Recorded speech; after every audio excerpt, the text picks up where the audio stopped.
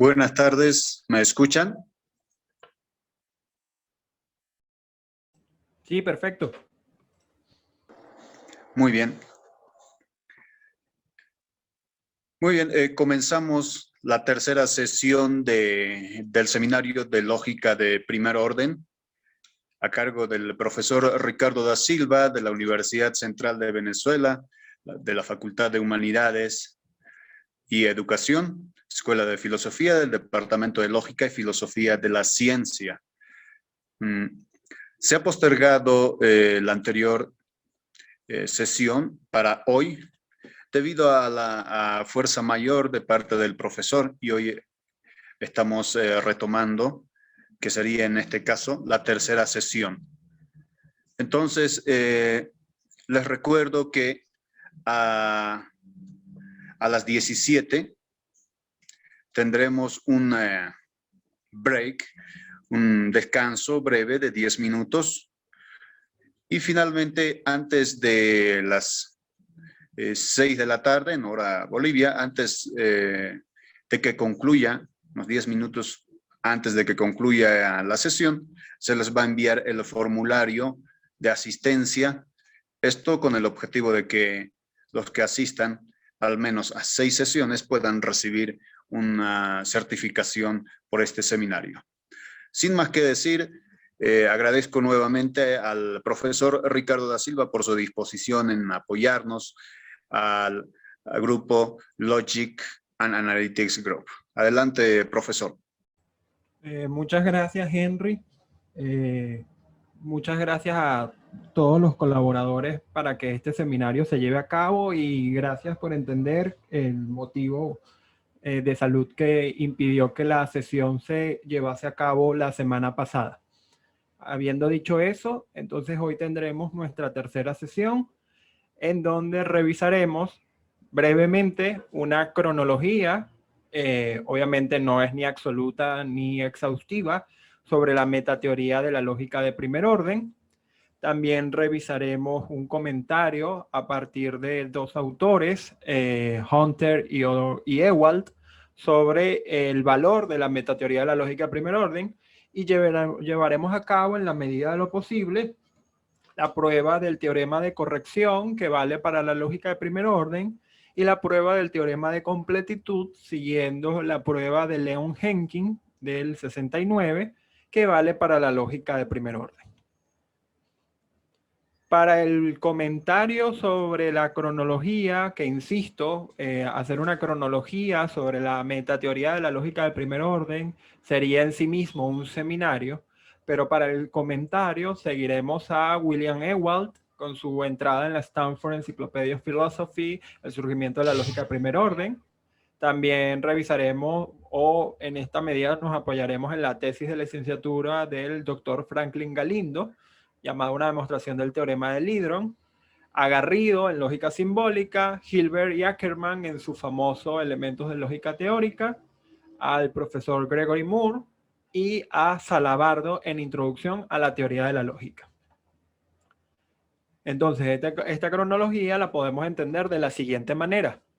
El primer hito o el primer gran teorema que abre la puerta al surgimiento no solo de la metateoría de la lógica, sino también de la teoría de modelos, fue el descubrimiento en 1915 por parte del lógico matemático Leopold Lowenheim del teorema que conocemos hoy en día como teorema de Lowenheim, que dice que si una sentencia de primer orden tiene un modelo, entonces tiene un modelo numerable.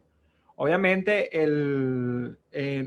nosotros explicamos el teorema en virtud y en términos de el lenguaje de la lógica de primer orden que dominamos hoy en día, pero el propio Lowenheim no sabía que estaba trabajando con sentencias de primer orden. De hecho, no le dio mucha importancia, pero ese es el gran hito, el gran primer teorema que no solo abre las puertas de la teoría de modelos contemporáneas, sino que además es el primer metateorema demostrado sobre la lógica de primer orden.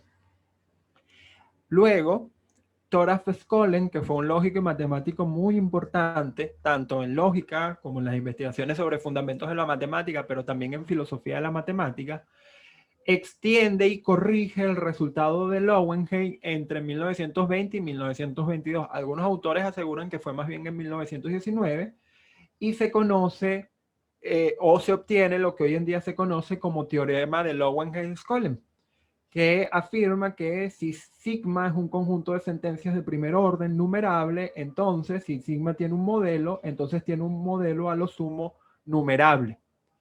Este teorema tiene muchas grandes implicaciones en teoría de modelos y resulta una vital herramienta para probar muchas cosas dentro de los fundamentos de la matemática, pero no se detuvo ahí, digamos, en la importancia de seguir probando propiedades metateóricas sobre los sistemas lógicos. Y por eso es que posteriormente llegamos a Hilbert y la escuela hilbertiana, sobre todo liderada no solo por Hilbert, sino también por Paul Bernays y Wilhelm Ackermann.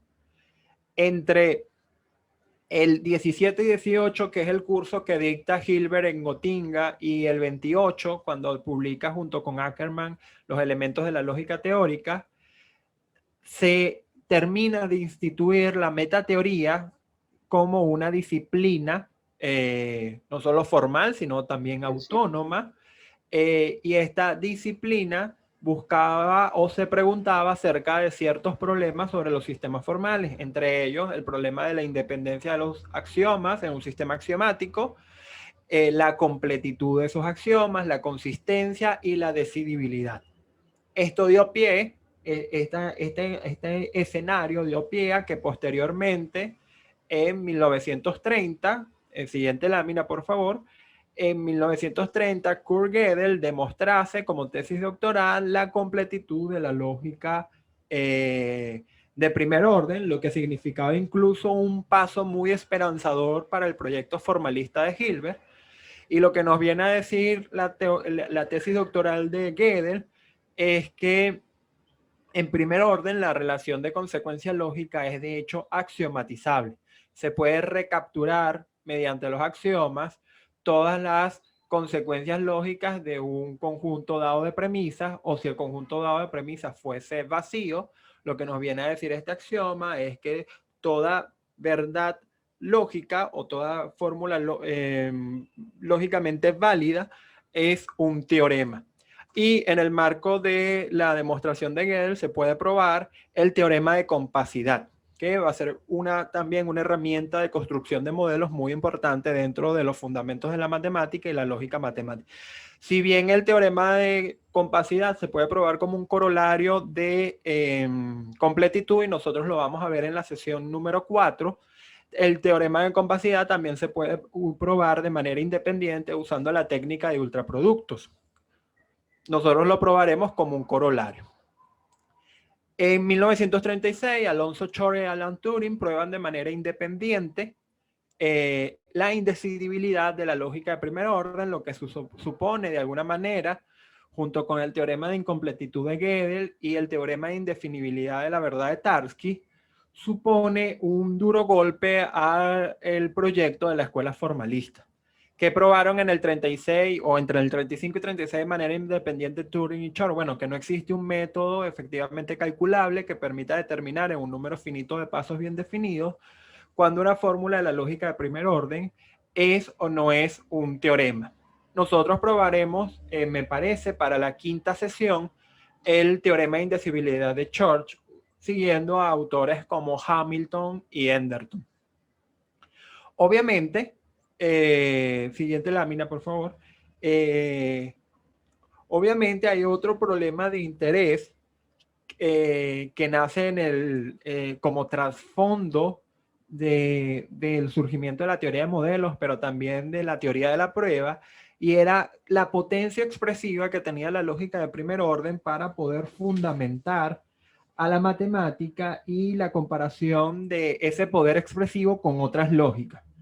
Bueno, luego del 31 y hasta finales de los 50 empezaron a surgir otras lógicas muy potentes entre la lógica de primer orden y la lógica de segundo orden, como es el caso de la lógica de cuantificadores generalizados o es el caso de las lógicas infinitarias. que se definieron de manera formal, es decir, se ofreció una sintaxis, una semántica para la misma en la década de los 50 del siglo pasado. Al surgir estas lógicas, los matemáticos que se ocupaban sobre todo de los fundamentos de la matemática y de la lógica matemática se preguntaron, bueno, ¿cuál es el costo de la potencia expresiva de esas lógicas? O cómo comparar a la lógica de primer orden su poder expresivo con estas lógicas. Todas esas investigaciones dieron fruto en 1969 porque Pierre Lidron probó precisamente el teorema que acompaña su nombre, que muestra que a mayor poder expresivo se pierde alguna de las propiedades muy importantes de compacidad Lowen-Heinz-Collen, que como se pueden probar a su vez como corolario de completitud, vendría a significar que las lógicas que posean mayor poder expresivo que la lógica de primer orden pierden la completitud. Es decir, lo que probó Lidron en el 69 es que no existe ninguna lógica con mayor capacidad expresiva que la lógica de primer orden que cumpla de manera simultánea con compacidad o Lowen-Heinz-Collen. Esta es, como les había dicho desde un principio, una cronología para nada absoluta y para nada exhaustiva. Obviamente existen otros grandes autores y teoremas en esta gran historia. Podemos pensar en Alfred Tarski, su teorema de indefinibilidad, así también como las extensiones que realiza sobre el teorema de Lowen-Heinz-Collen, que da pie al teorema de Lowen-Heinz-Collen, ascendente y descendente, del cual hablaremos la semana que viene. Tenemos al matemático Jacques Herbrand, que si no me equivoco es francés, el teorema de interpolación de William Drake, y los tres últimos autores, Loss, Baum y Morley, y sí, probaron entre los 60 y 70 y 80 teoremas sobre categoricidad muy importantes en los que está involucrada la lógica de primer orden. Entonces, como les dije, hacer una narrativa sobre la cronología de la metateoría de la lógica de primer orden sería un trabajo muy arduo, pero los principales o los canónicos o los que se suele entender como elementales en cualquier curso de metateoría de la lógica de primer orden son los que hemos citado y los que de alguna manera trabajaremos tanto en esta sesión como las dos, la 4, la quinta y la sexta. Entonces, en virtud de esos metateoremas, podemos hacer un comentario muy general siguiendo autores como Hunter en su texto de Metalógica y autores como William Ewald en su artículo de la Stanford, que sin lugar a dudas le recomiendo el artículo de Ewald. Es un artículo sublime sobre el surgimiento de la lógica de primer orden, un poco más actualizado y tomando un contexto mucho mayor al que toma, por ejemplo, Gregory Moore. Pero siguiendo estos dos autores y tomando citas de ellos, explicaremos un poco la importancia o el lugar central que tiene la lógica de primer orden hoy en día gracias a su metateoría. La idea es entonces que la lógica de primer orden ocupa un lugar central en los estudios de la lógica matemática y señalaríamos también en los estudios de fundamentos de la matemática. Y Jeffrey Hunter señala en parte a la metateoría de dicha lógica como la causa de dicha centralidad. Dice Hunter, esto es Metalógica, Introducción a la Metateoría de la Lógica Clásica de Primer Orden, edición de 1981, página 12, abro comillas. La lógica clásica de primer orden, junto con su metateoría, constituye hoy una área segura de conocimiento. No es toda la lógica, pero constituye una parte importante de ella y nos sirve de trampolín para alcanzar la mayor parte de los restantes desarrollos de la lógica moderna. Fin de la cita. La idea de Hunter es que cualquier estudio o cualquier intención de investigación de cualquier lógica, digamos, rival de la lógica de primer orden o extensión de la lógica de primer orden, no tiene sentido si no se pasa primero por la lógica de primer orden y su metateoría.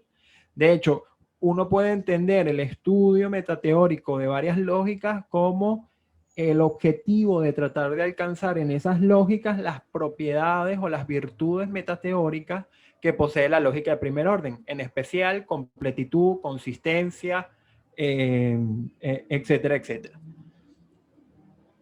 Por su parte, William Ewald es un poco más detallista en cómo la metateoría de la lógica da cuenta de esta centralidad. Estamos trabajando con una traducción propia, por lo cual puede aparecer alguna traducción mejor del texto de Ewald, que está en inglés, no está traducido. Es decir, no hay traducción oficial. Cito a Ewald, abro comillas.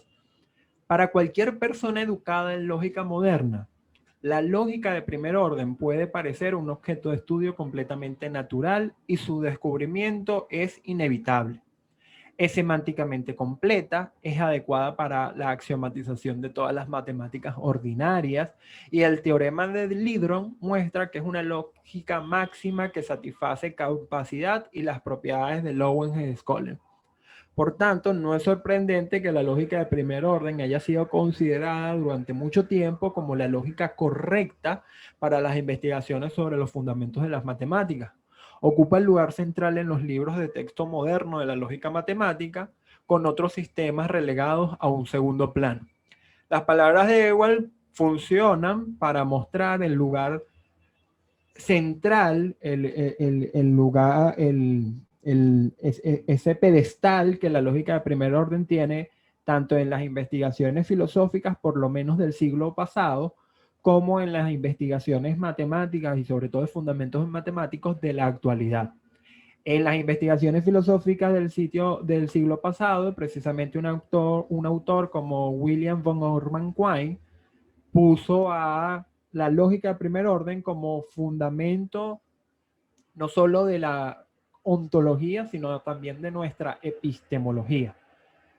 En términos del estudio de los fundamentos de la matemática y también de algunas áreas de la matemática, pues la lógica del primer orden también ganó cierta centralidad luego de 1930 y también gracias al teorema de Lidron. Muchos métodos de construcción de modelos que nosotros veremos o por lo menos señalaremos algunos de ellos en la última clase, la clase anterior a la bibliográfica, se construyen precisamente con primer orden. Los constructibles de Gödel, así como el método de forcing, que fueron los métodos ofrecidos por Gödel y Cohen, con los que se termina de probar la independencia de la hipótesis del continuo y el axioma de elección del resto de los axiomas estándar de la teoría de conjuntos. Esos métodos de construcción de modelos están precisamente anclados en la lógica de primer orden, pero no solo esos métodos, también la técnica de ultraproducto, también el método que usa Henkin en completitud, el método de compacidad, están anclados en primer orden. Entonces tiene sentido pensar en esa centralidad. Ahora, dicho ese comentario, creo que ya podemos pasar a el teorema de corrección, que me imagino nos llevará el tiempo que nos queda hasta el primer break, dedicando luego del break toda la sesión al teorema de completitud. Entonces, para la lógica de primer orden vale el teorema de corrección. Aquí estamos siguiendo para los comentarios y las pruebas que vayamos a realizar a Di Prisco en Introducción a la Lógica Matemática, a Enderton, una introducción matemática a la lógica, pero también algunos comentarios de mi tutor, el doctor en matemática, el profesor Franklin Galindo. Entonces, enunciamos el teorema de corrección.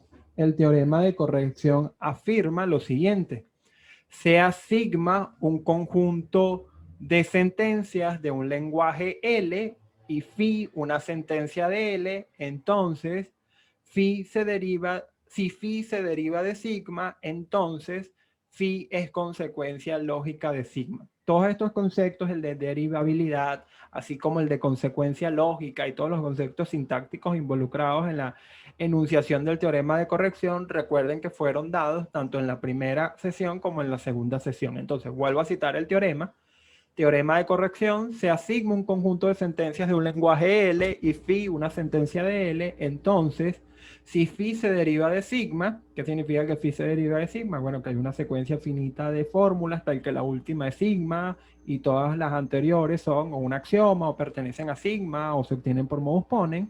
Si eso pasa, entonces phi es consecuencia lógica de sigma. Siguiente, por favor. Bueno, aquí está el esbozo de la demostración. La demostración se puede seguir o se puede reconstruir siguiendo a los autores que acabo de citar. Partimos de la hipótesis del teorema de corrección, es decir, que phi se deriva de sigma. Entonces, si phi se deriva de sigma, entonces, como lo habíamos dicho ya, existe una secuencia de fórmulas, llamémoslas beta sub 1 hasta beta sub k, tal que precisamente beta sub k es la phi que se deriva, y para todo i menor o igual a n, es decir, para cualquiera de esas secuencias de beta sub i, ocurre que beta sub i o es un axioma o beta sub i pertenece a sigma. Es fácil entender o intuir que sigma aquí funciona como un conjunto de premisas, o beta sub i se obtiene de dos fórmulas anteriores por modus ponens, que es la regla de inferencia de nuestro sistema axiomático, aunque como habíamos señalado en la clase pasada, bueno, la clase, en la sesión 2, nosotros podemos derivar de ahí todas las fórmulas de todas las reglas de inferencias conocidas de ese sistema axiomático que presentamos.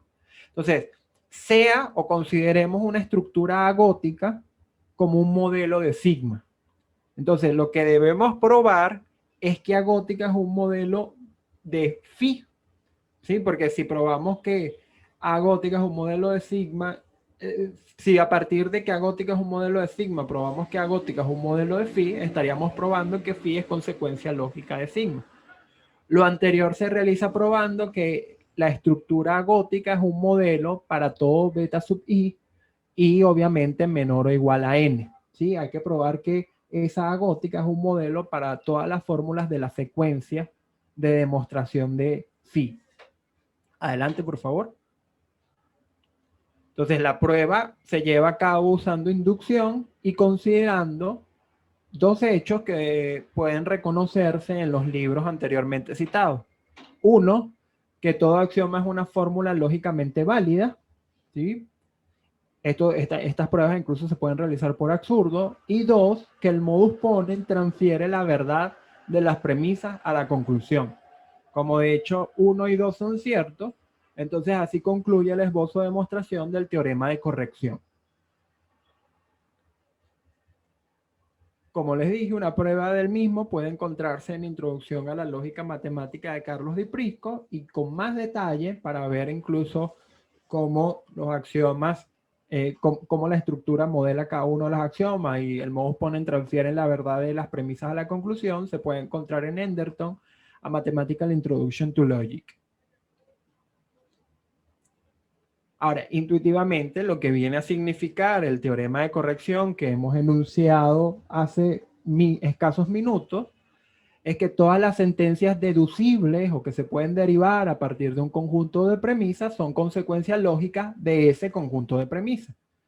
Si consideramos el caso en el que el conjunto de las premisas es igual a vacío, es decir, que no existen las premisas, el teorema nos viene a indicar algo mucho más fuerte, y es que todo teorema de la lógica de primer orden es una verdad, es una fórmula o una sentencia lógicamente válida del sistema, ¿sí? ¿Qué estaría diciendo el teorema de corrección? Bueno, estaría incluyendo el conjunto de los teoremas dentro del conjunto de las fórmulas lógicamente válidas. Como veremos más adelante, el teorema de completitud incluye el conjunto de las fórmulas lógicamente válidas de la lógica de primer orden en el conjunto de los teoremas. Y como tenemos una inclusión de uno de los conjuntos en el otro y viceversa, estaríamos probando por el teorema de corrección y el teorema de completitud que en la lógica de primer orden todo teorema es una fórmula lógicamente válida y viceversa. Toda fórmula lógicamente válida es un teorema. Es decir, que el conjunto de los teoremas coincide con el conjunto de las fórmulas lógicamente válidas. Ahora, La siguiente proposición que enunciaremos en la siguiente lámina es de hecho equivalente al teorema de corrección. Esta proposición asegura que sea sigma un conjunto de sentencias de un lenguaje L. Si sigma tiene un modelo, entonces sigma es consistente. De hecho, en muchos manuales de lógica, en vez de probar el teorema de corrección como lo hemos enunciado antes, lo prueban es con este enunciado. Nosotros mostraremos acá cómo, de hecho, el teorema de corrección es equivalente a esta proposición. Entonces, ¿qué demostraremos? Bueno, demostraremos que si phi se deriva de sigma, entonces phi es consecuencia lógica de sigma, si y solo si sigma tiene un modelo, entonces sigma es consistente. Aquí, para realizar esta prueba, estamos siguiendo una recomendación del profesor doctor Franklin Galindo de la Universidad Central de Venezuela.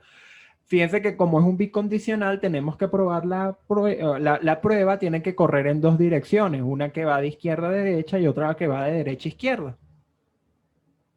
Entonces vamos a hacer la primera dirección. ¿Cómo enunciamos la primera dirección? Bueno, si phi se deriva de sigma, entonces phi es consecuencia lógica de sigma, entonces si phi tiene un modelo, entonces sigma es consistente. Vamos a separar cuáles son las hipótesis con las que estamos trabajando en la prueba y qué es lo que deseamos probar, a lo que vamos a llamar tesis. Esto es, con qué recursos contamos y qué es lo que tenemos que encontrar. Nuestra hipótesis, es decir, lo que supondremos para la prueba, los elementos con los que contaremos para la prueba, son, uno, si sigma se deriva de, si phi se deriva de sigma, entonces phi es consecuencia lógica de sigma, y dos, sigma tiene un modelo. Y a partir de eso hay que tratar de demostrar que sigma es consistente. Entonces, antes de proceder a realizar la prueba, lo que haremos es recordar la definición de cuando un conjunto de fórmulas de un lenguaje L es consistente. Entonces, por definición, sea sigma un conjunto de fórmulas de un lenguaje L, decimos que sigma es inconsistente.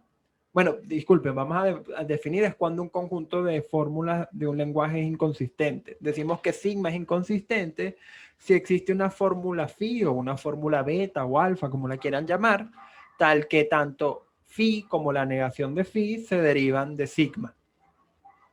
Entonces, con la ayuda de esa definición podemos probar esa primera dirección. Y la prueba la vamos a hacer por reducción al absurdo. Supongamos entonces, por absurdo, que de hecho sigma es inconsistente. Entonces, por definición, la definición que acabamos de citar, existe una proposición sí, vamos a llamarla sí, tal que tanto sí como la negación de sí se derivan de sigma. Ahora, por la hipótesis 1, ¿sí? Recuerden que por la hipótesis 1, si phi se deriva de sigma, entonces phi es consecuencia lógica de sigma. Si aplicamos la hipótesis 1 a lo que acabamos de obtener, tenemos que phi es consecuencia lógica de sigma y la negación de phi es consecuencia lógica de sigma. Pero por la hipótesis 2, sigma tiene un modelo, sea B dicho modelo. Recuerden que la hipótesis 2 con la que estábamos trabajando es que de hecho sigma tiene un modelo. Vamos a llamar a ese modelo B gótica. Luego, por la definición de consecuencia lógica, tenemos que B lógica es modelo de sí y modelo de no sí. Pero esto contradice la definición de satisfacibilidad que nosotros revisamos en la segunda clase. Y como esa contradicción, o mejor dicho, como llegamos a esa contradicción a partir del supuesto de que sigma es inconsistente, entonces tenemos que concluir que sigma es consistente, que era precisamente lo que estábamos buscando en esta dirección. Entonces hemos probado que si phi se deriva de sigma, entonces phi es consecuencia lógica de sigma, entonces se sigue que sigma tiene un modelo. Si sigma tiene un modelo, entonces sigma es consistente. Es decir, hemos probado la primera dirección. Ahora vamos a probar la dirección contraria. Esto es que si sigma tiene un modelo, entonces sigma es consistente. Entonces, si sigma se deriva de phi, entonces sigma es consecuencia lógica. Phi es disculpen, enredé el enunciado. Voy otra vez. si sigma tiene un modelo, entonces sigma es consistente. Entonces, si phi se deriva de sigma, entonces phi es consecuencia lógica de sigma, ¿sí? Entonces, aquí igual tenemos una hipótesis y tenemos una tesis, que es lo que queremos demostrar. Fíjense que, en pocas palabras, lo que estaríamos luego haciendo es aplicar el método de teorema de la deducción, y 1 y 2 terminarían implicando la tesis, ¿no? Entonces, por hipótesis, tenemos 1, que si sigma tiene un modelo, entonces es consistente, y 2, que phi se deriva de sigma. Y lo que tenemos que probar es que phi es consecuencia lógica de sigma. Pero recordemos antes el teorema de reducción al absurdo que enunciamos como uno de los teoremas del sistema axiomático para la lógica de primer orden en la sesión 2. Y es que sea sigma un conjunto de fórmulas de un lenguaje L y phi una fórmula de L. Sigma unido a phi es inconsistente si solo si de sigma se deriva no phi, y sigma unido a no phi es inconsistente si solo si de sigma se deriva phi. El teorema de reducción va a ser vital para esta dirección. Siguiente lámina, por favor. Entonces, aquí también vamos a hacer la prueba por absurdo. No confundir el método de absurdo con el que estamos con el que estamos probando, y el teorema de absurdo, que se deriva de los axiomas o del sistema axiomático para la lógica de primer orden, ¿sí? Entonces, supongamos por reducción al absurdo que phi no es consecuencia lógica de sigma. Entonces, recordemos, por definición de consecuencia lógica, que si phi no es consecuencia lógica de sigma es porque existe una estructura agótica, tal que agótica es modelo de sigma, pero no modela phi. Porque recuerden que si una proposición es consecuencia lógica de un conjunto de sentencias, es porque para toda modelo o para toda estructura que modele el conjunto de sentencias, también modela a phi. Entonces, en este caso, como estamos suponiendo que eso no pasa, es porque existe una estructura agótica tal que modela a sigma, pero no satisface a phi. Ahora, luego, precisamente por la definición de satisfacibilidad, la estructura agótica es modelo de sigma unido a no phi. Se sigue entonces por la hipótesis 1 que sigma es consistente, ¿sí? Porque si tiene un modelo, entonces sigma es consistente. Luego, por el teorema de reducción al absurdo que acabamos de citar previamente y en consideración de lo anterior, phi no se puede derivar a partir de sigma, lo cual contradice la hipótesis 2, en donde habíamos afirmado que teníamos como hipótesis que phi se deriva de sigma. Y como esta contradicción surge de suponer que phi no es consecuencia lógica de sigma, entonces la consecuencia de ello es probar que sí, phi, que en efecto phi es consecuencia lógica de sigma. Como esta dirección es un poco más complicada que la anterior, entonces yo traté de explicarla en pasos mucho más, digamos, detallados, y haciendo explícito quizás, aunque en la prueba anterior todos los pasos sí están explícitos, aquí traté de separarlos, y quizás separándolos se entiende un poquito más. Entonces, la idea clave, paso por paso, de la demostración anterior sería la siguiente. 1. Suponemos que phi no es consecuencia lógica de sigma. 2. Obviamente, entonces, por la definición de consecuencia lógica de la semántica de la lógica de primer orden, existe una estructura agótica tal que todos los elementos de sigma son verdad en agótica, pero phi no es verdad en agótica. ¿Sí? Esto por definición. De lo anterior tenemos varias cosas. 1, agótica es un modelo de sigma. 2, por definición de satisfacibilidad, si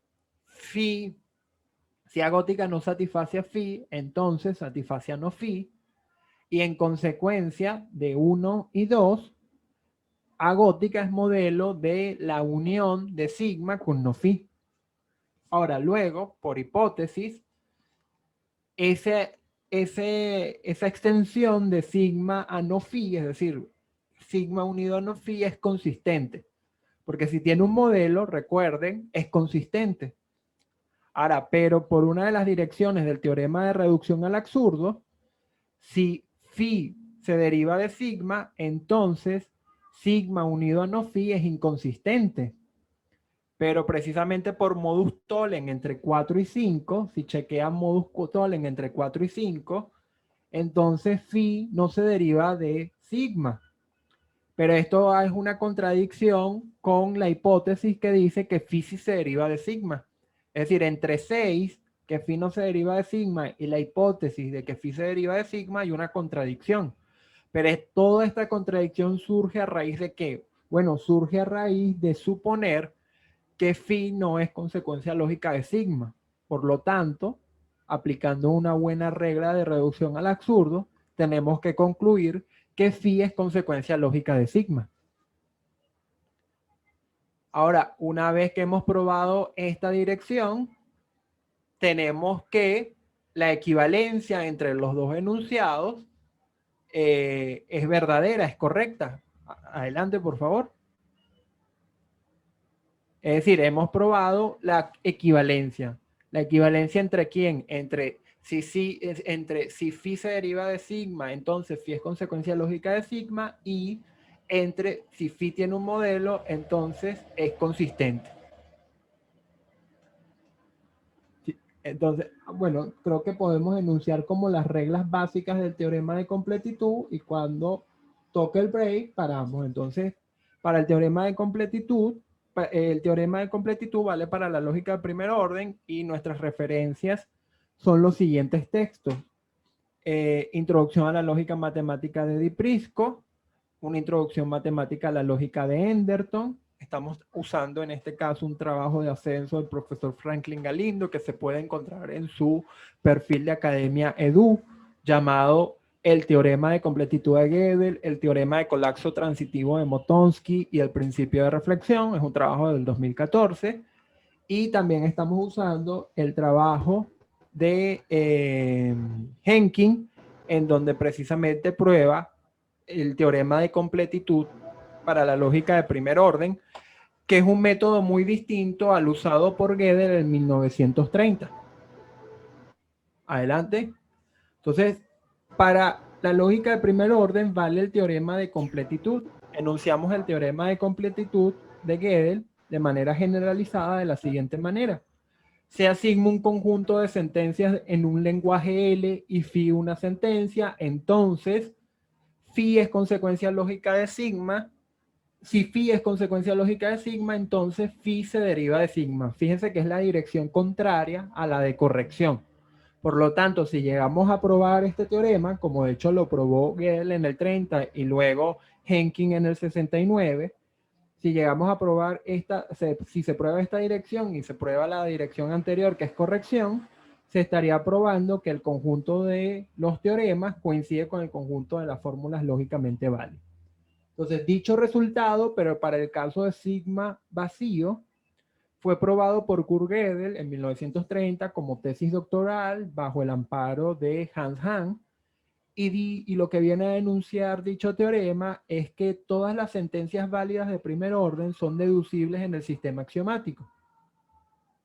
En el 49, aunque me parece que no fue en el 40, creo que ahí hay un error con la data, tenemos que revisarlo luego. El lógico Leon Henkin presentó una prueba de dicho teorema, la cual tiene importantes generalizaciones y es la que usualmente se presenta en los manuales de lógica. Dicha prueba, sí, en efecto fue en el 49, estoy confundiendo con el resultado del Lidron del 69. No, Leon Henkin probó fue en el 49. Porque en el 52 hay una prueba de un lógico alemán también, mucho más simplificada que la de Leon Henkin, pero la del Henkin fue la primera luego de la del 30, entonces sí, fue en el 49. Entonces, en 1949, el lógico Leon Henkin presentó una prueba de dicho teorema, la cual tiene importantes generalizaciones y es la que usualmente se presenta en los manuales de lógica. Dicha prueba se realiza demostrando el siguiente teorema equivalente.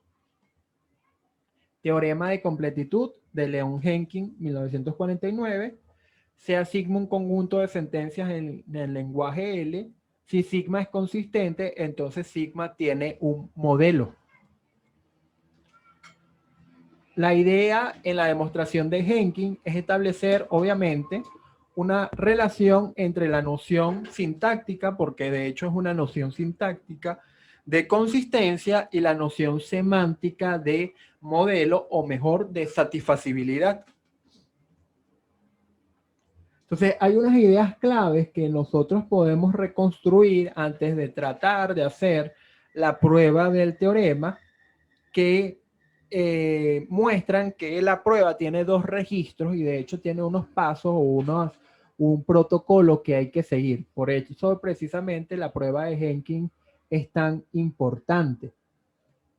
No sé si no sé si ya estamos en la hora del break, Henry, porque no tengo reloj. Creo que no. Bueno, entonces las ideas claves serían estas. El proceso de la prueba se puede entender en dos registros, uno sintáctico y otro semántico. Obviamente el sintáctico tiene que ver con el conjunto de sentencias. Henkin hará unas cosas ahí para, como veremos, tratar de extender el conjunto de sentencias con dos propiedades que se requieren, y luego en el registro semántico crear el modelo para ese conjunto de sentencias máximo creado, que va a ser un conjunto de sentencia maximal consistente y saturado existencialmente. Ya veremos qué significa esto. Entonces, en el registro sintáctico nos ocuparemos de crear, en efecto, un conjunto maximal consistente a partir del conjunto consistente de partida. Y en el registro semántico construiremos el modelo para el conjunto maximal consistente y por tanto para el conjunto consistente de partida. Entonces, ¿cuál fue más o menos la idea de Henkin? Bueno, fue inflar el conjunto de partida de tal manera que no perdiese su consistencia, y luego ese conjunto inflado, que suele llamarse conjunto maximal consistente, y ya veremos por qué se llama así, para ese conjunto se crea un modelo, y el modelo, si vale para ese conjunto, obviamente va a valer para el conjunto consistente de partida que está incluido en el conjunto maximal consistente. Siguiente lámina, por favor. Entonces, las ideas claves del registro sintáctico son muy interesantes. La primera es que extendemos de manera sistemática y hasta formar un conjunto de sentencias maximal consistente al conjunto consistente de la hipótesis del teorema.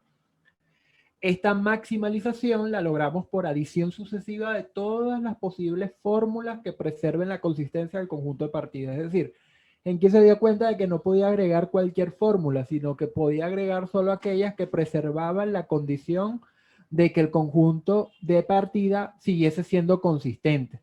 Entonces, para eso hay que listar las proposiciones. Obviamente ahí se ve implicado el axioma de elección. Y una vez que tenemos las proposiciones listadas, podemos asumir un criterio bajo el cual vamos a ir agregando cada proposición al conjunto de partida para irlo inflando y mantener la consistencia. Este criterio va a ser el de preservar la consistencia. Siguiente lámina, por favor. Entonces, el resultado de llevar a cabo lo anterior termina siendo un conjunto maximal consistente que contiene al anterior, es decir, al conjunto de sentencias consistentes presentados en la hipótesis, el de partida. Ahora, hasta ahorita hemos hablado de qué significa que un conjunto sea maximal consistente, y podemos ofrecer una definición informal del mismo. Un conjunto es maximal consistente si uno es un conjunto consistente. Ya sabemos que es un conjunto consistente a través de la definición de conjunto de sentencias inconsistentes. Es decir, un conjunto inconsistente es aquel en donde no es posible que, dada una proposición phi, tanto phi como la negación de phi se deriven del conjunto. Y dos, es maximal consistente porque la incorporación de cualquier nueva sentencia que previamente no forme parte de él lo volvería inconsistente, ¿sí? Es decir, lo hemos inflado, lo hemos maximalizado hasta un punto en donde preservamos la consistencia, pero agregar cualquier otra sentencia que ya no esté presente en el conjunto maximal rompería con la propiedad de consistencia. La construcción del conjunto de sentencias maximal consistente se logra recorriendo todas las posibles fórmulas del lenguaje y seleccionando aquellas que preservan la consistencia, como ya hemos dicho, y desechando aquellas que no la preservan. Tengamos presente que el axioma de elección es necesario para recorrer esta secuencia infinita de fórmulas. Construir un conjunto maximal consistente y construir un modelo para él implica tener un modelo para el conjunto consistente de la hipótesis. Es decir, si yo pruebo que el conjunto, si yo pruebo o construyo un modelo para el... Ya que tengo un problemita aquí con el micrófono, disculpen. Ok, si yo construyo un modelo para el conjunto maximal consistente, entonces ese modelo es el que me va a funcionar para el conjunto consistente de partida. Y entonces estaría probando el, que si sigma es consistente, entonces sigma tiene un modelo. Pero Jenkins se dio cuenta de que necesitaba de otra propiedad para que la prueba corriese, no nada más que el conjunto fuese maximal consistente, sino que también el conjunto fuese existencialmente saturado. Fíjense, necesitamos entonces que el conjunto maximal consistente posea otra propiedad. Es menester que ante la posibilidad de un modelo infinito numerable, o incluso para el caso no numerable, como es la prueba que nosotros vamos a realizar, es decir, para el lenguaje de cualquier cardinalidad, toda sentencia existencial en el conjunto maximal consistente se puede instanciar, ¿sí? Porque si no se puede instanciar, entonces yo no voy a poder satisfacer esa fórmula porque la satisfacibilidad de una fórmula existencial depende precisamente del hecho de que la fórmula se pueda instanciar. Entonces, la condición anterior es que el conjunto, además de ser maximal consistente, sea existencialmente saturado o se considera a la condición anterior como saturación existencial o como también podemos conocerlo como atestiguar el conjunto.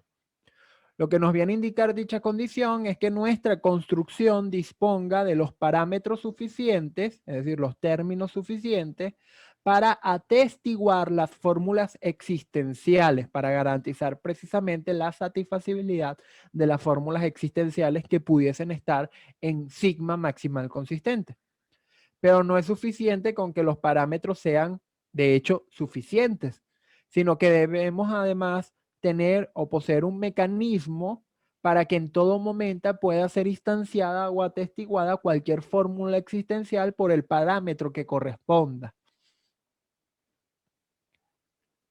Entonces, creo que ahora sí, con esto podemos ir al break. Garrido comenta lo siguiente. El comentario de Garrido está en esta lámina y en la siguiente. Vamos a leerlo. Es del libro Lógica Simbólica, cuarta edición del 2004, si mal no, del 2001. Dice Garrido: la principal dificultad con que se enfrentó Henkin en el curso de su prueba de 1949 fue la de dar con un plan de construcción del conjunto maximal que cumpliese ambas condiciones, es decir, la extensión al máximo de un conjunto consistente no solo puede no implicar la saturación existencial, sino que incluso puede ser anulada por esta. Es decir, a medida que yo cumplo con la saturación existencial, pudiese darse el caso de que no preservo la condición de consistencia. Entonces, tiene que haber un balance muy importante entre ambas propiedades para que una no solape a la otra. Recíprocamente, sigo con la cita de Garrido, un conjunto consistente existencialmente saturado puede perder esta condición cuando se lo convierte por extensión en máximamente consistente o en un conjunto maximal consistente. La cita continúa. En la prueba de Henkin, esta tensión dialéctica entre ambas condiciones da lugar a una escalada infinita de extensiones y saturaciones del conjunto consistente gamma.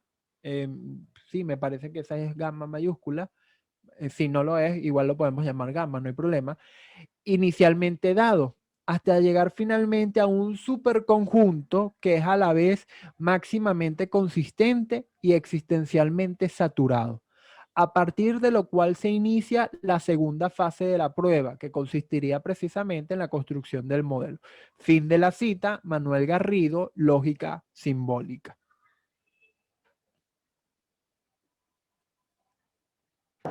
Muy bien. Gracias, profesor, por esta exposición. Y vamos a tener un break.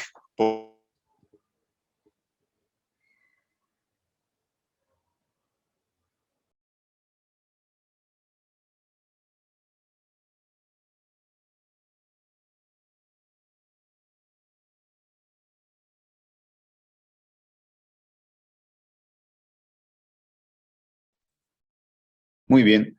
Continuamos con la sesión, la tercera sesión a cargo del profesor Ricardo da Silva, y recordarles que al finalizar la sesión podrán hacer consultas y preguntas al profesor Ricardo para aclarar las dudas que tengan.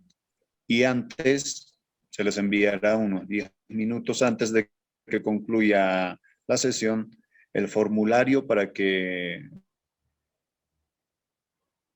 formulario de asistencia para que a la certificación por 20 horas académicas a través de la Universidad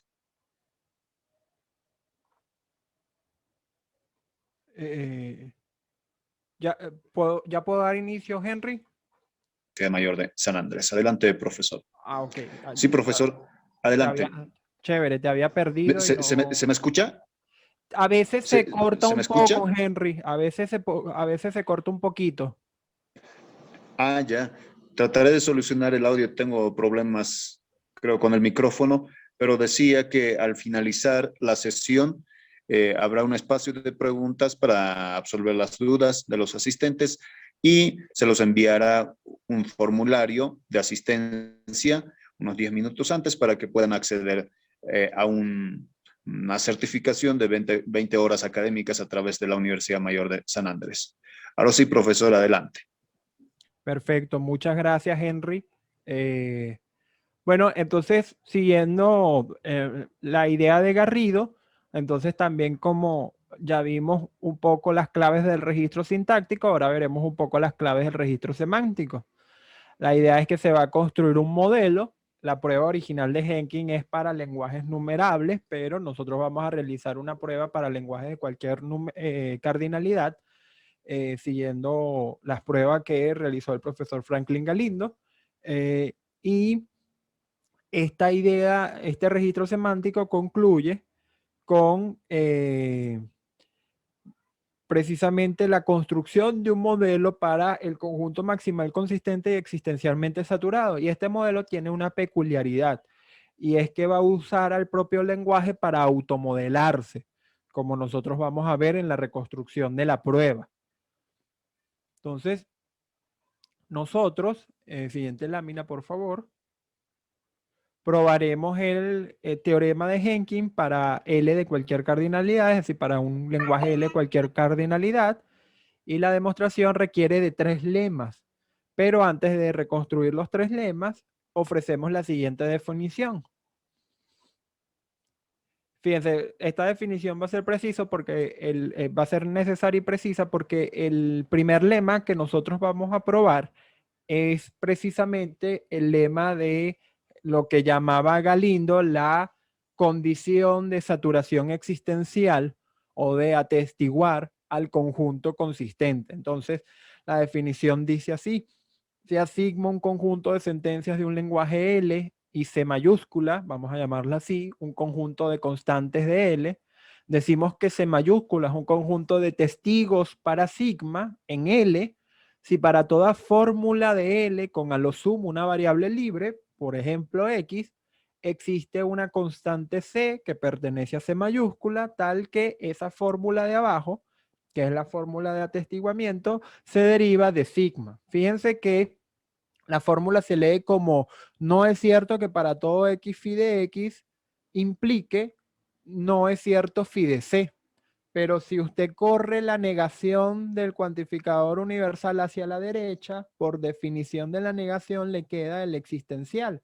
Es decir, la fórmula que usted terminaría teniendo y que evidentemente muestra que lo que estamos tratando de hacer es atestiguar a todas las fórmulas existenciales, sería que existe un X tal que no es cierto phi de X, implica no es cierto phi de C. La idea entonces es atestiguar todas las fórmulas, o mejor dicho, sentencias, porque estamos trabajando con fórmulas que no tienen variables libres, todas las sentencias existenciales que puedan pasar por ahí, ¿no? Entonces, el primer lema lo enunciamos de la siguiente manera.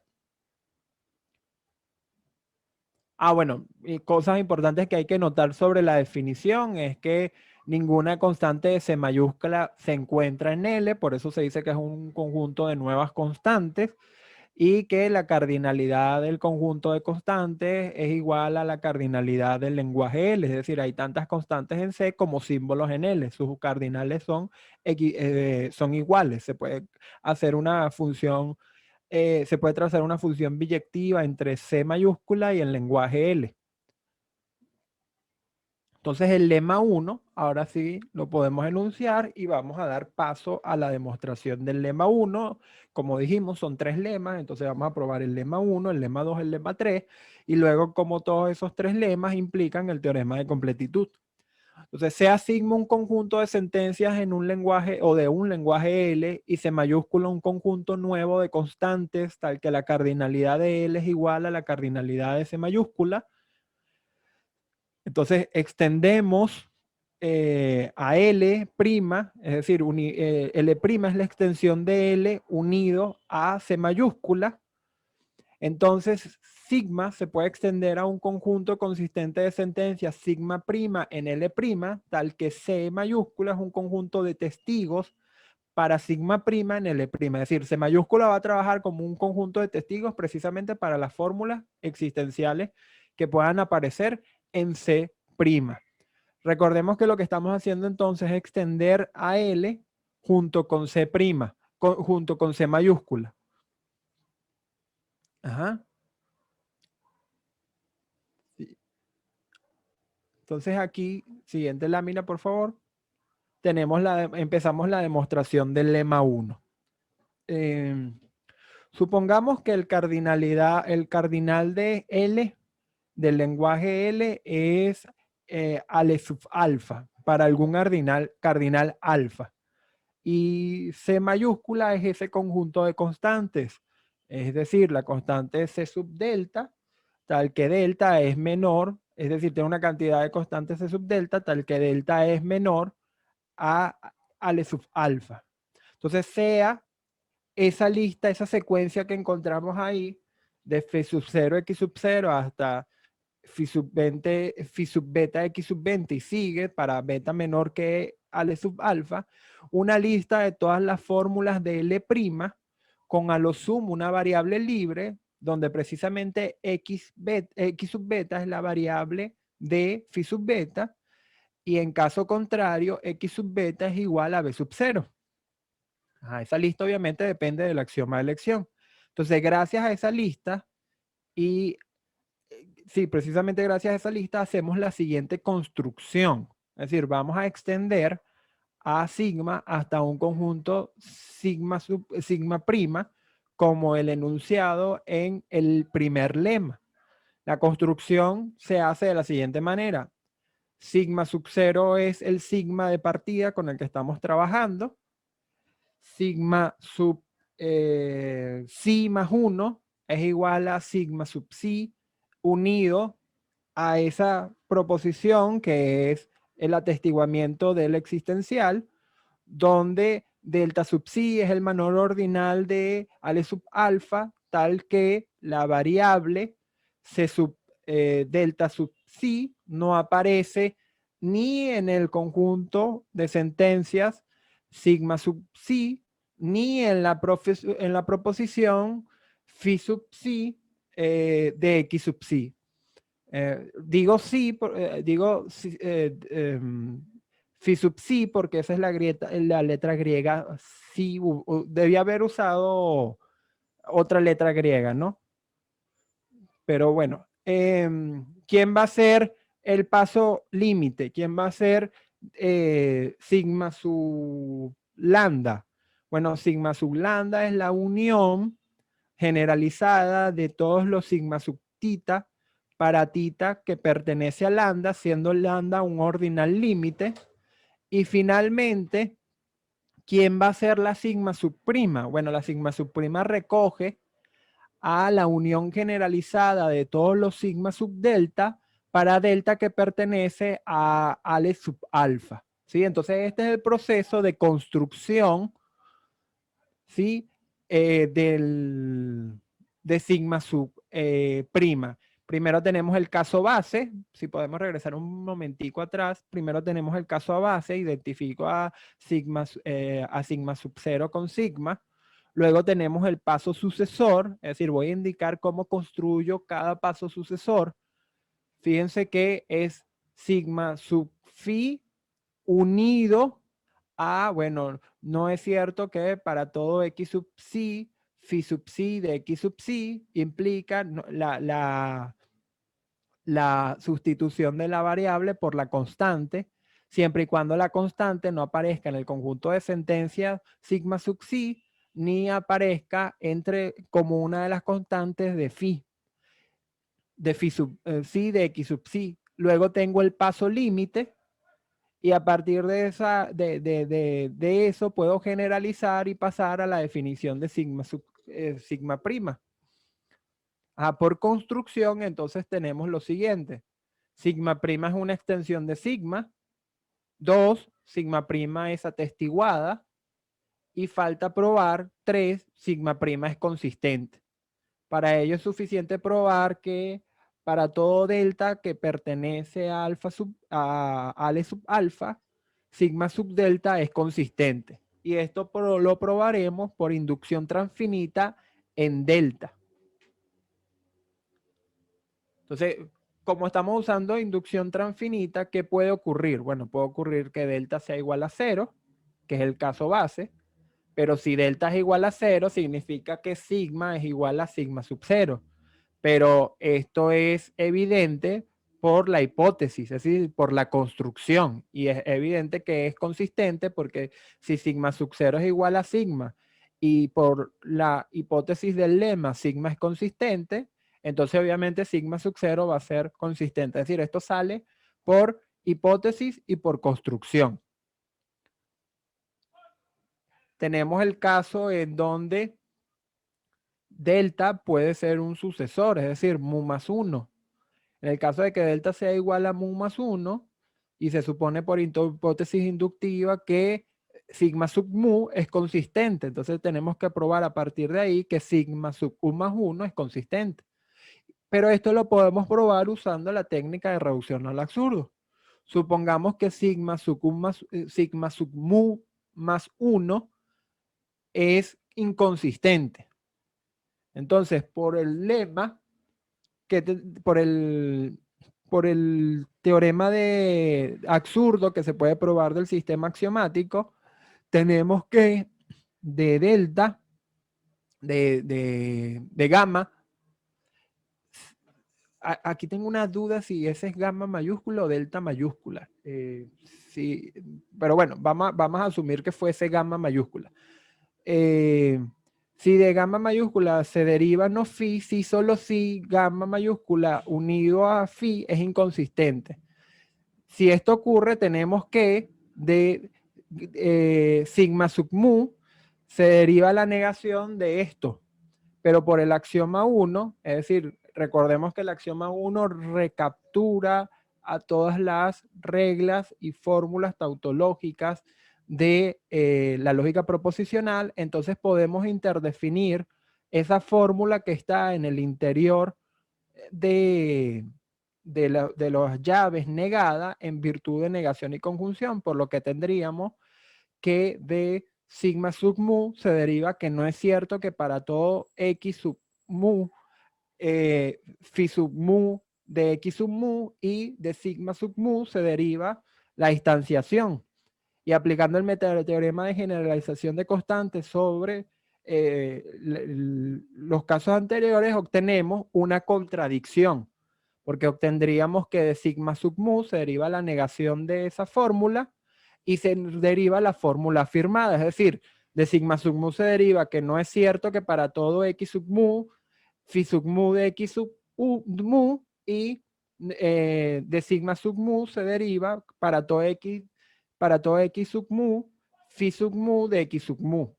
Luego, como se está derivando una fórmula y su negación, sigma sub mu es inconsistente. Pero esto contradice precisamente la hipótesis inductiva, es decir, la que tenemos en la primera línea, de que sigma sub mu es consistente. Por lo tanto, como hayamos llegado a una contradicción a partir de suponer que sigma sub mu más 1 es inconsistente, hemos probado, por absurdo, que sigma sub mu más 1 es de hecho consistente. Y ahora nos tocaría probar por inducción. Adelante, por favor. El tercer caso, es decir, cuando delta es un ordinal límite. Sea delta igual a lambda, siendo lambda un ordinal límite, y supongamos que para todo tita que pertenezca a lambda, es decir, para todo tita menor que lambda, sigma sub tita es consistente. Entonces, por definición, sigma sub lambda es la unión generalizada de todos los sigma sub teta para tita que pertenece a lambda. Probaremos por reducción al absurdo. ¿Qué probaremos por reducción al absurdo? Bueno, que sigma sub lambda es consistente, pero esto lo haremos precisamente suponiendo que sigma sub lambda no es consistente. Es decir, que sigma sub lambda fuese inconsistente. Si sigma sub lambda fuese inconsistente, entonces por el carácter finito de la construcción, existirá un tita que pertenece a lambda tal que sigma sub tita es inconsistente. ¿Sí? ¿Por qué? Porque si es inconsistente es porque en algún momento, ¿sí?, incluimos un sigma sub tita que ya era inconsistente. Es decir, la consistencia de sigma sub lambda se echó a perder en alguna parte. Supongamos que esa parte en la que se echó a perder fue sigma sub tita. ¿Sí? Si sigma sub tita es inconsistente, significa que, bueno, ya sabemos lo que significa, que es que existe una fórmula y su negación que se derivan de sigma sub tita. Aquí entre paréntesis lo podemos ver. Pero si eso ocurre, eso contradice precisamente la hipótesis inductiva que hemos enunciado arriba, que sigma sub tita es consistente para todo tita menor que lambda. Pero esta contradicción es producto de haber supuesto que sigma sub lambda es inconsistente. Por lo tanto, sigma sub lambda tiene que ser consistente. Adelante, por favor. Entonces, como hemos probado 1, 2 y 3, es decir, hemos probado para delta cuando es caso base, cuando es sucesor y cuando es límite, se concluye precisamente que sigma prima es consistente. Y esto concluye la demostración del lema 1, en donde hemos probado que sigma prima está atestiguado. Ahora vamos a demostrar el segundo lema, que se recibe el nombre de lema de Lindenbaum. Y dice, todo conjunto consistente de sentencias, sigma, tiene una extensión maximal consistente. Entonces, la demostración del lema 2 es como sigue, es como continúa. Es una demostración un poco más sencilla que la anterior. Este lema, de hecho, uno puede, cuando uno prueba el teorema de completitud para la lógica proposicional, no para la lógica de primer orden, sino para la lógica proposicional, uno hace una reconstrucción similar de este lema adaptado a la lógica proposicional, porque ahí no hay que atestiguar. En cambio, nosotros tenemos, en el caso de la lógica de primer orden, demostrar el lema 1 porque hay que garantizar la saturación existencial de la que habla Garrido. Entonces, sea sigma un conjunto consistente de sentencias en un lenguaje L de cualquier cardinalidad. Recordemos que estamos probando para L de cualquier cardinalidad. Sea la cardinalidad de L al sub alfa para algún ordinal alfa. Entonces, ¿qué vamos a hacer? Bueno, vamos primero a listar las sentencias de L usando como orden a L sub alfa, ¿sí? Recuerden que aquí obviamente estamos usando de trasfondo siempre el axioma de elección. El axioma de elección aparece como un axioma vital para la construcción de muchas pruebas metateóricas en la lógica de primer orden. Continuación, por favor. Ajá, entonces, a partir de lo anterior, construimos, precisamente a partir de sigma y por inducción transfinita en L sub alfa, una secuencia creciente de conjuntos de sentencias de L. Entonces, fíjense, sigma sub 0 va a ser igual al sigma de nuestro lema, es decir, al sigma de nuestra hipótesis de partida. Sigma sub gamma, ese es gamma, sigma sub gamma más 1 es igual a sigma sub gamma unido a phi sub gamma, siempre y cuando sigma sub gamma unido a phi sub gamma sea consistente. Si phi sub gamma dañase la consistencia de sigma sub gamma, entonces sigma sub gamma más 1 sería solo sigma sub gamma. Es decir, yo voy a agarrar a phi y voy a agarrar esa lista de proposiciones que aparece en la lámina anterior. No sé si podemos volver a ver la lámina anterior. Esa lista que aparece abajo, ¿sí? Phi sub 0, phi sub 1, phi sub 2, hasta phi sub beta, beta menor que beta, obviamente beta menor que alfa, ale sub alfa, y esa sucesión obviamente sigue. Yo voy a agarrar a sigma sub 0, que es igual a sigma, y voy a agarrar a phi sub 0. Entonces piensen en sigma sub 0 como una bolsa. Si cuando yo añado a phi sub 0 la consistencia se preserva, entonces sigma sub 1 es igual a sigma sub 0 unido a phi sub 0. Si cuando yo echo a phi sub 1 en la bolsa de sigma sub 0, la consistencia se echa a perder, entonces la saco. Y sigma sub 1 sería igual a sigma sub 0. Cada vez que yo echo una proposición en la bolsa, no sé si es una buena analogía o metáfora, pero a mí me sirve a veces verlo así como una gran bolsa. Si yo añado y meto la proposición en la bolsa y se preserva la consistencia, chévere, la dejo, perfecto. Si no se preserva la consistencia, la dejo. Entonces eso es lo que estamos definiendo por construcción en la siguiente lámina. El caso base, yo agarro a sigma sub 0 igual a sigma y luego para cada paso sucesor le voy añadiendo cada una de esas fórmulas siempre y cuando se preserve la consistencia. Si no se preserva la consistencia, la retiro y el sucesor es idéntico al caso anterior, al paso anterior. Si la consistencia se preserva, entonces sigma sub delta más 1 es igual a sigma sub delta unido al conjunto que contiene a phi sub delta. Así voy, así voy, así voy, hasta llegar al caso límite, que es sigma sub lambda. Sigma sub lambda es igual a la unión generalizada de todos los phi sub t, todos los sigma sub tita, disculpen, tal que tita pertenece a lambda y lambda es un ordinal límite. Entonces yo agarro todos esos casos y luego por generalización del proceso de construcción obtengo sigma subprima. ¿Quién es sigma subprima? Bueno, sigma subprima es la unión generalizada de todos los sigma subdelta, tal que delta pertenece a Ale sub alfa. Ahora, por esta construcción, en la siguiente lámina, nos damos cuenta que para todo beta que pertenece a Ale sub alfa, si sigma sub beta es consistente y que sigma prima es un maximal consistente. Por construcción es evidente que para todo beta que pertenece a Ale sub alfa, sigma sub beta es consistente, porque la construcción nos los garantiza.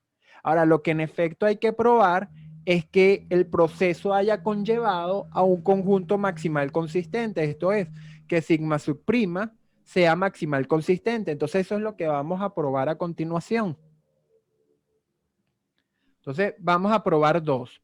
¿Cómo lo probamos? Bueno, por reducción al absurdo. Como se habrán dado cuenta, la técnica de reducción al absurdo suele ser muy utilizada en las pruebas de metateoría de la lógica. Uno pudiese hacer aquí un paréntesis y preguntarse, aunque no es motivo de discusión del actual seminario, pero filosóficamente preguntarse si un intuicionista o un constructivista radical, que suelen no aceptar las pruebas por reducción al absurdo, aceptaría lo que estamos probando. Entonces, eso es una pregunta interesante, pero es de corte filosófica y no tiene alcance dentro de la discusión que en este momento estamos teniendo, pero sería interesante que cada uno de ustedes lo piense y lo considere. Entonces, siguiendo con nuestra prueba, probaremos, como lo hemos dicho otra vez, por reducción al absurdo, el punto 2, es decir, que sigma prima es maximal consistente. Entonces, ¿cómo vamos a probar por absurdo? Bueno, suponiendo que sigma prima de hecho no es maximal consistente. Esto es que existe un conjunto gamma de sentencias, de sentencias del lenguaje L tal que gamma es consistente y sigma prima está incluido de manera propia en gamma. Por definición, ello significa que existe entonces una sentencia sí de L tal que sí pertenece a gamma. Les pido disculpas si no es gamma, es que ahorita tengo como un blackout cognitivo y no recuerdo si esa es gamma mayúscula o delta mayúscula, pero no perdemos nada llamándola gamma. Si alguno de ustedes recuerda la letra, la puede poner en el chat, se lo agradecería muchísimo, pero no perdemos incluso nada llamándola gamma. Entonces, por definición, ello significa que existe una sentencia sí de L tal que sí pertenece a gamma, pero sí no pertenece a sigma prima. Luego, por la construcción, se tiene que existe un tita, obviamente menor que Ale sub alfa, tal que sigma sub tita más 1 es igual a sigma sub tita unido a phi sub tita, que es inconsistente, en donde precisamente phi sub tita es esa sí. Pero creo que ahí, muchas gracias, sí es gamma, muchas gracias. Entonces, eh, a ver, ¿dónde estamos? Pero como sigma subtita unido al conjunto que contiene phi subtita está incluido en gamma, se tiene que gamma es inconsistente, lo cual implica una contradicción. Por lo tanto, sigma subprima es maximal consistente. Fíjense, vamos a volver a hacer la prueba, porque quizás el blackout que tuve con el nombre de la letra cortó un poco el seguimiento de los pasos. Lo primero que hacemos es suponer que sigma prima no es maximal consistente. ¿Qué significa que no sea maximal consistente? Bueno, que existe un conjunto más grande que ella, ¿sí? Que es consistente, tal que sigma prima está incluida de manera propia, es decir, ese conjunto es más grande, tiene más elementos obviamente que sigma prima, ella está incluida ahí, pero por definición entonces existe una sentencia sí que pertenece al conjunto más grande donde está incluido sigma prima, pero que no pertenece a sigma prima. Entonces, por construcción, obviamente, existe un tita, un sigma subtita más 1, que en algún momento yo agarré a sigma tita unido a phi y dio inconsistente. Pero si gamma es consistente, ¿cómo es posible que ese sigma subtita más 1, es decir, ese sigma tita unido a phi subtita, esté incluido en gamma? Si eso pasara, gamma sería inconsistente, pero eso implica una contradicción, porque entonces gamma sería consistente y sería inconsistente. Como esa contradicción se deriva del suponer que sigma prima no es maximal consistente, entonces por absurdo terminamos probando que sigma prima de hecho es maximal consistente. Adelante, por favor. Entonces con eso hemos probado el lema 2, es decir, hemos probado, si fusionamos el lema 1 y el lema 2, entonces lo que hemos hecho son las dos características que Garrido comenta que se le impusieron, ¿sí? Como meta u objetivo en el apartado sintáctico de la construcción de la prueba a Henkin en el 49, es decir, construir un conjunto a partir del conjunto consistente de partida que nos da la proposición de Henkin, construir un conjunto que sea a su vez maximal consistente y atestiguado o existencialmente saturado. En el lema 3, lo que vamos a construir entonces es el modelo para este conjunto maximal consistente existencialmente saturado. Y construyendo ese modelo, para ese conjunto estaríamos construyendo a su vez el modelo para sigma que está incluido en el conjunto maximalizado. Adelante, por favor. Entonces, el lema 3 se enuncia de la siguiente manera. Si sigma es un conjunto consistente de sentencias de L y tiene un conjunto de testigos C mayúscula, entonces sigma tiene un modelo de cardinalidad, a lo sumo, la cardinalidad del lenguaje. Entonces, fíjense. Aquí, supongamos por el lema 2 que sigma es maximal consistente, ¿sí? Ahora procedemos a definir una estructura agótica que modele precisamente a sigma, ¿sí? Es decir, una estructura agótica que contenga un universo del discurso, relaciones definidas en ese, una cantidad tita de relaciones en ese universo del discurso, una cantidad gamma de relaciones en ese universo del discurso, una cantidad delta de constantes en ese universo del discurso. Entonces, la idea va a ser ver cómo vamos a construir el universo del discurso de la estructura gótica y cómo vamos a interpretar a las sentencias y los elementos de sigma en esa estructura. Y la clave de aquí va a ser el lenguaje. El propio lenguaje es el que nos va a ayudar a construir el universo de la estructura. Adelante, por favor. Entonces, recuerden que nosotros podemos definir un conjunto de términos en un lenguaje, como lo indicamos en la primera sesión. Entonces, CAT mayúscula, el conjunto de los términos cerrados del lenguaje L. Definimos la siguiente relación de equivalencia sobre T. ¿Qué significa que sea término cerrado? Que no sea, recuerden que no sean variables libres para que podamos trabajar precisamente con sentencias. Entonces, fíjense, T sub 1, vamos a generar una relación de equivalencia sobre ese conjunto T. Para relaciones de equivalencia se puede revisar el libro de manera muy introductoria, claro, hay libros mucho más profundos para revisar, pero en principio, de manera introductoria, se puede revisar el libro de Lipschutz sobre teoría de conjunto y temas afines. T sub 1 es equivalente a T sub 2 si solo si la identidad entre T sub 1 y T sub 2 pertenece a sigma, ¿sí? Y esa va a ser una relación de equivalencia porque de hecho la identidad es una relación de equivalencia, ¿sí? La identidad es una relación de equivalencia porque, bueno, es transitiva, es simétrica, es reflexiva. Entonces, CA, el conjunto consciente de generar esa relación de equivalencia en el conjunto de los términos cerrados, ¿sí? Fíjense, la relación de equivalencia genera en T una partición, lo cual da lugar a un conjunto consciente, es decir, el conjunto de todas las clases de equivalencia de T, tal que T pertenece al conjunto de los términos cerrados. El cardinal de ese conjunto consciente es a lo sumo el cardinal del lenguaje L. Recuerden que A es el universo de la estructura, es decir, nosotros acabamos de crear por la relación de equivalencia que definimos en la lámina anterior, si podemos ir a la lámina anterior, por favor. Nosotros acabamos de crear por esa relación de equivalencia una partición sobre T, lo que da lugar a un conjunto consciente, y ese conjunto consciente es el que estamos agarrando como universo de la estructura, si podemos dar paso a la lámina anterior. Ese A que aparece ahí, que es el universo de esa estructura gótica, lo estamos creando nosotros mediante esa relación de equivalencia que genera una partición en el conjunto de los términos cerrados.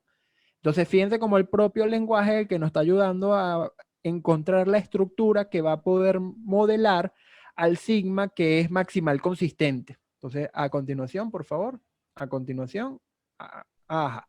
Entonces, de esa manera, como hay chance, sí, todavía creo que no hay chance, de esa manera vamos a interpretar a los símbolos de L según la estructura A.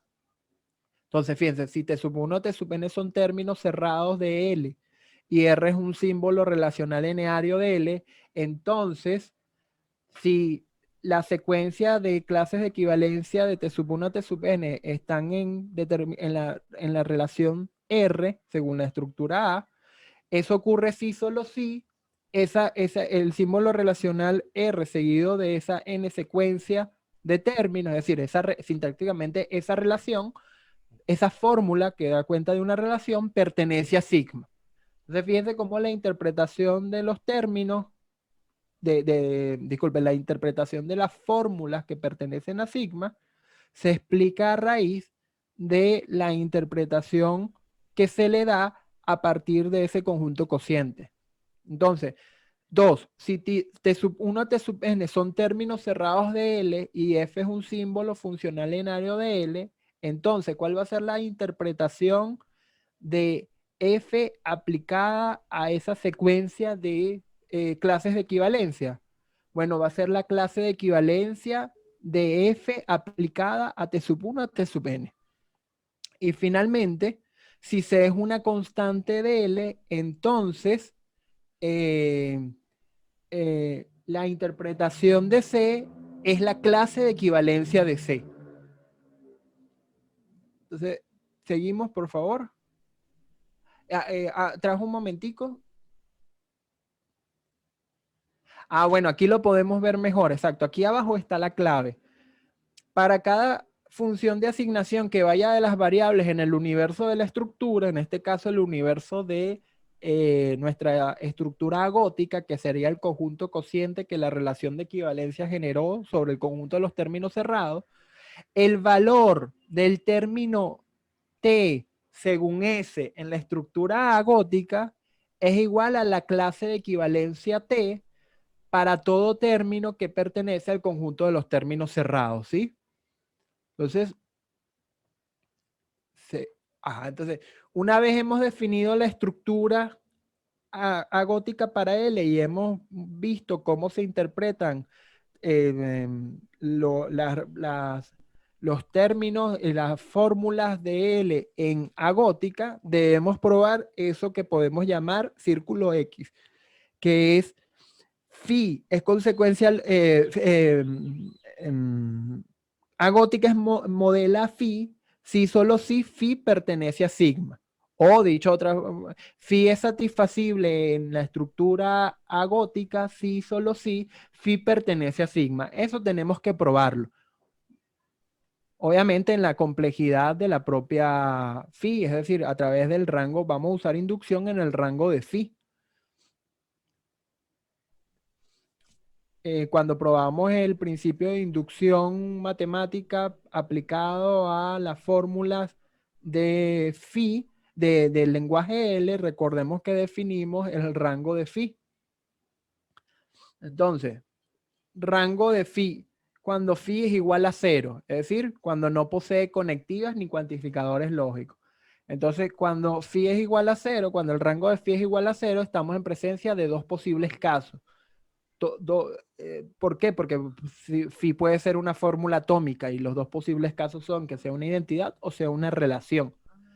¿Qué pasa cuando phi es una identidad? Bueno, vamos a probar que las identidades se satisfacen en la estructura si solo si la identidad pertenece a sigma. Entonces, la prueba es la siguiente. Es una prueba directa.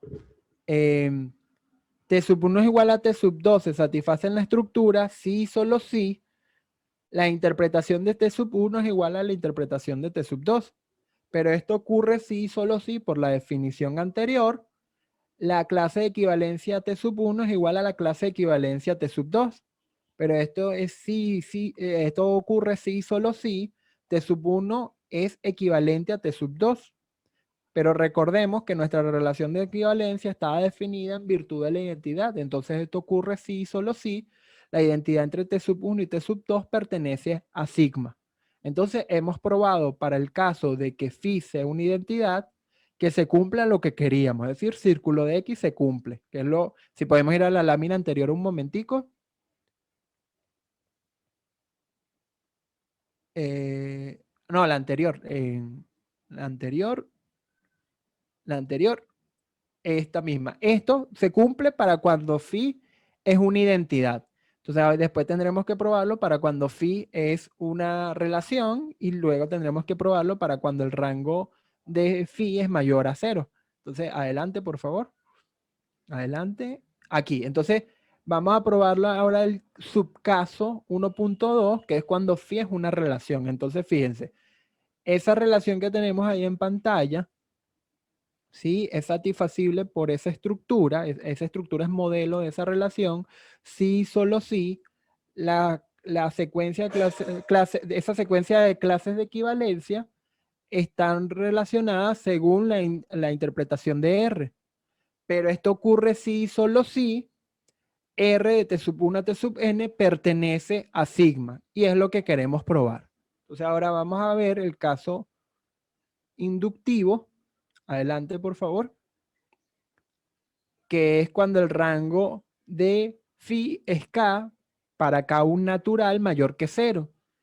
Y vamos a suponer además, por hipótesis inductiva, que toda fórmula con rango menor a k satisface lo buscado. ¿Sí? Entonces probamos para el rango de phi igual a k. Adelante, por favor. Entonces, ¿qué puede ocurrir?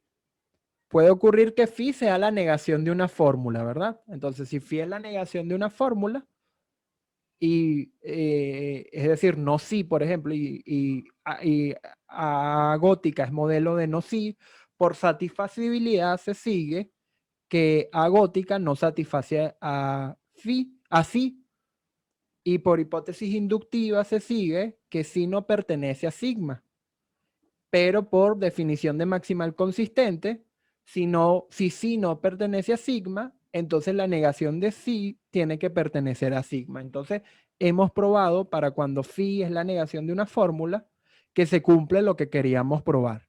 Adelante. Ahora vamos a probar para el condicional. Es decir, para cuando phi es un condicional entre, por ejemplo, gamma y delta. Gamma implica delta.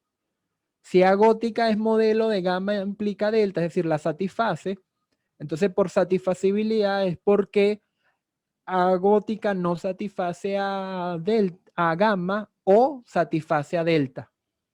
Pero por hipótesis inductiva, esto significa entonces que gamma no pertenece a sigma o delta pertenece a sigma.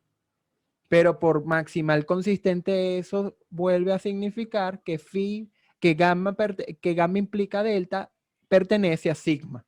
Entonces, para este caso hemos probado lo que se quería probar. No tenemos que probarlo para el resto de las conectivas, porque como todas las demás conectivas se pueden interdefinir en función de la negación y el condicional, entonces ya con estos dos casos es suficiente.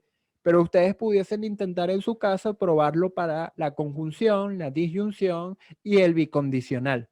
Pero insisto, como la conjunción se puede definir en función de la negación y el condicional, aunque no de una manera tan evidente, pero se puede hacer. La disyunción se puede definir en función de la negación y el condicional, y el bicondicional se puede definir en función de negaciones y condicionales, o en función de las anteriores que hayamos definido.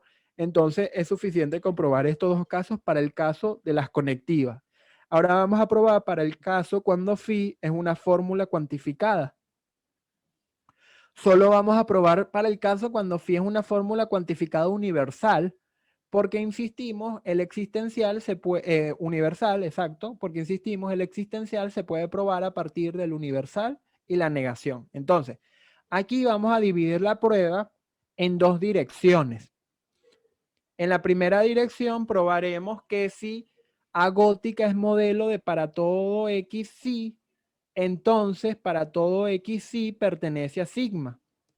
Y esto por contraposición, es decir, la regla de contraposición significa tanto como voltear el antecedente con el consecuente y negar cada uno, lo que daría lugar a para todo X sí no pertenece a sigma, entonces A gótica no satisface para todo X sí.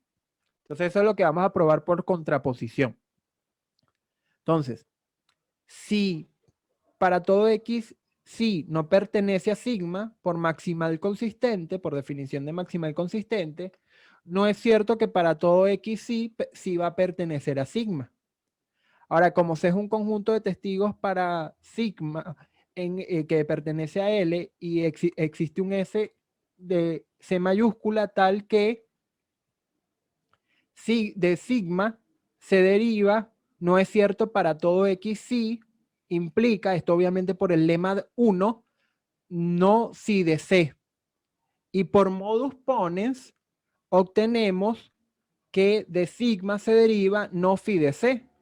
Pero, de nuevo, por definición de maximal consistente, esto es el lema, la definición que habíamos dado previamente, phi de C no pertenece a sigma. Y por hipótesis inductiva, esto significa que A gótica no modela a phi de C, pero por generalización sobre constante, entonces A gótica no satisface a para todo X y, que era lo que queríamos probar. Y si aplicamos la contraposición a esto, estaríamos probando la primera dirección. Antes de empezar la segunda dirección, ya en el chat tienen el formulario para que registren su asistencia. Entonces, en la segunda dirección debemos probar que para todo XY que pertenece a sigma, entonces A gótica satisface a para todo X sí. Entonces, la prueba aquí es directa. Es decir, para todo X sí que pertenece a sigma, aplicando el axioma 2, tenemos que para todo X sí, eso implica que podemos sustituir a X por un término. Pero por modus ponens, podemos entonces decir que sí, que la sustitución de X por un término cerrado en sí se deriva de sigma. Y por maximal consistente, eso significa tanto como decir que esa fórmula pertenece a sigma. Y por hipótesis inductiva, entonces, A gótica satisface a esa fórmula. Pero por generalización, entonces A gótica satisface a para todo X sí. Entonces estamos aquí probando, de hecho, lo que queríamos probar. Adelante.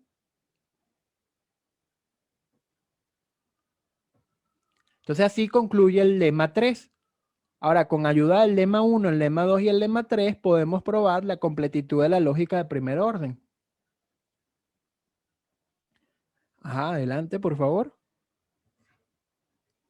Entonces, sea sigma un conjunto consistente de sentencias de un lenguaje L y supongamos que el cardinal de L es igual a L sub alfa para algún ordinal alfa. Sea C mayúscula un conjunto de nuevas constantes tal que el cardinal de C mayúscula es igual al cardinal del lenguaje.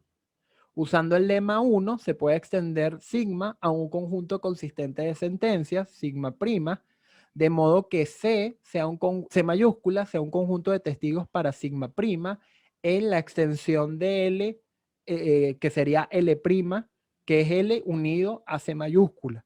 Entonces eso por el lema 1. Ahora por el lema 2, siguiente lámina, por favor. Luego, por el lema 2, podemos extender sigma prima a un conjunto sigma 2 prima de L que sea maximal consistente y que tenga a C mayúscula como un conjunto de testigos de L prima. Adelante, por favor. Finalmente, por el lema 3, se construye el modelo A gótica para sigma 2 prima, en donde el cardinal de el cardinal del universo de la estructura es a lo sumo L sub alfa. Como sigma está incluido en sigma 2 prima, la estructura agótica también es modelo de sigma. Específicamente, agótica restringido al lenguaje de L es un modelo de sigma. El lenguaje de una estructura restringida a un lenguaje, la definición de una estructura restringida a un lenguaje, lo ofrecimos recuerden que lo ofrecimos en la segunda clase cuando vimos la semántica. Entonces así, fíjense, a partir de sigma es consistente, hemos probado que sigma tiene un modelo. Y eso prueba la completitud de la lógica de primer orden. Adelante, por favor. Así concluye entonces la demostración del teorema de completitud generalizado. Si fusionamos el teorema de corrección, cuya prueba la hicimos antes del break, con el teorema de completitud, cuya prueba acabamos de hacer, nos daremos cuenta entonces que para el caso de sigma vacío, cada sentencia es válida si solo si es un teorema. Como veremos más adelante, el teorema de completitud, esto lo veremos cercano a las últimas sesiones, fue y sigue siendo una de las razones por las cuales la lógica de primer orden se consolidó como la lógica base de las matemáticas contemporáneas. Por equivalencia, para la lógica de primer orden vale que Si sigma es consistente, sí, solo sí, sigma tiene un modelo. Gracias por su atención y disculpen la, la sesión tan técnica que acabamos de tener. Muchísimas gracias, profesor, por esta exposición de estos dos teoremas que son fundamentales en la lógica de primer orden, como lo es teorema de corrección y el teorema de completitud de Gödel. Si alguno de los asistentes tiene alguna consulta o duda, puede hacerlo ahora al profesor.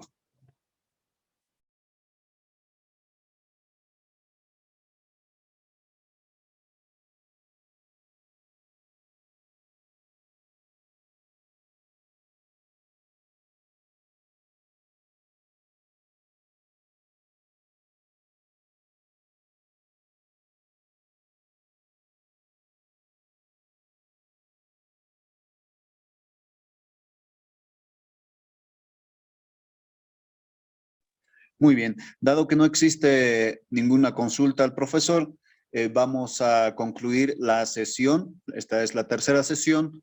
Yo quiero consultar lo siguiente al profesor Ricardo sobre la fecha de la próxima sesión. En realidad, en virtud de que hemos recorrido para este sábado, la anterior sesión, no sé si podemos hacerlo el 12 o el 19. Yo no tengo problema con hacerla la semana que viene. Ahora, esa es digamos, mi opinión. Si el grupo, todos los que están participando, el equipo, el grupo de Logic Analytic Group y la universidad cree que es conveniente 2 sesiones, bueno, nos esperamos. Pero yo no tengo problema en realizarla la próxima semana. Muy bien, profesor. Entonces, los comunicaremos a través del grupo de WhatsApp. Y, profesor, si no tiene ningún problema, entonces vamos a considerarlo realizar la próxima semana. Perfecto, perfecto. Muy bien. Profesor, muchas gracias nuevamente por esta exposición y la demostración de estos dos teoremas. Y estaremos en contacto y también agradecerlos a los participantes por su interés en este seminario. Que tengan un buen fin de semana y buenas noches. Gracias, Henry. Feliz fin de semana a todos. Un abrazo.